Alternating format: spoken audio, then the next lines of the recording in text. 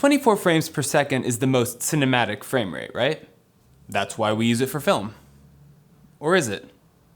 24 frames per second is the industry standard as far as movies are concerned. Television differs, and it also varies depending on where you live in the world. But as far as cinema goes, 24 frames per second has remained the golden standard. The argument that it is the most cinematic frame rate gets thrown around a lot.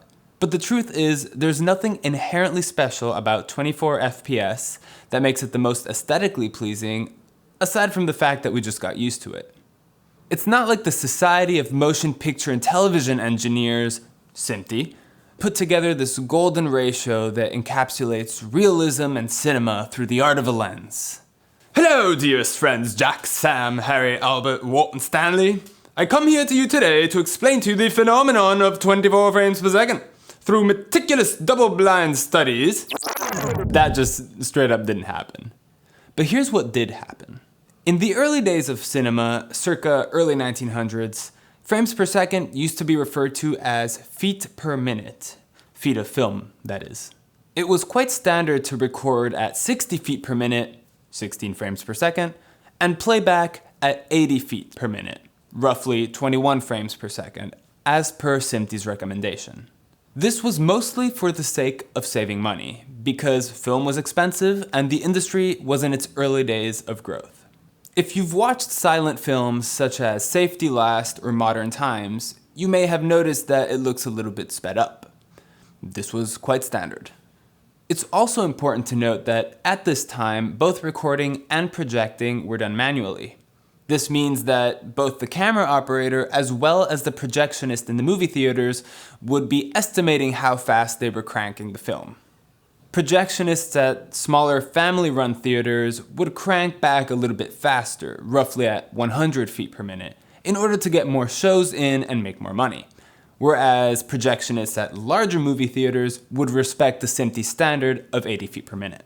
So there was a standard, but it was more of a recommendation than anything else. It was novelty either way, and it was still magical, so who's complaining? The biggest reason why things changed at all is because of sound. Sound is a bit trickier than video because we are much more annoyed by aural imperfections in playback. If audio is not played back at a constant rate, there are all sorts of strange things that occur to pitch and timbre. Imagine if this sentence, which you are already cringing at, was not only played back inconsistently, but also recorded inconsistently before playback. Ugh. Once audio started becoming a serious consideration, a real standard had to be reached. This standard came from a meeting between Stanley Watkins, an engineer from Western Electric, a telecommunications manufacturing company of the time, Sam Warner of Warner Bros. Studios, and one of their chief projectionists. The chief projectionist explained that larger theaters were respecting the SMPTE standard of 80 feet per minute, while smaller theaters were cranking a bit faster at roughly 100 feet per minute. So between the three of them, they decided that 90 feet per minute was a good compromise. The frame rate for 90 feet per minute? 24 frames per second. Some directors have tried to reach for new standards in an attempt to make the experience more immersive, recording at 48 frames per second and even up to 120. But they have gotten a lot of pushback, with people saying things like, the higher frame rate made it too realistic, that the higher frame rate made this fantasy world look like a bunch of actors with costumes and makeup running around a poorly rendered Universal Studio 4D ride. In short, the magic of cinema was lost. At the end of the day, we don't watch movies to experience something real. We watch movies to get transported into a world other than our own and to get lost in it. So, is 24 frames per second the most cinematic frame rate? I don't know. I mean, we've gotten used to it.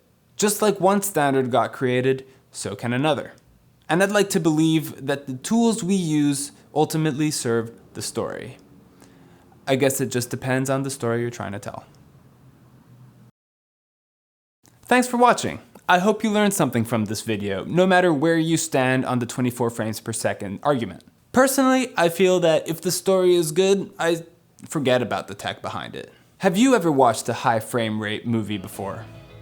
Tell me about your experience. Drop me a comment. Liking and subscribing would be very much appreciated.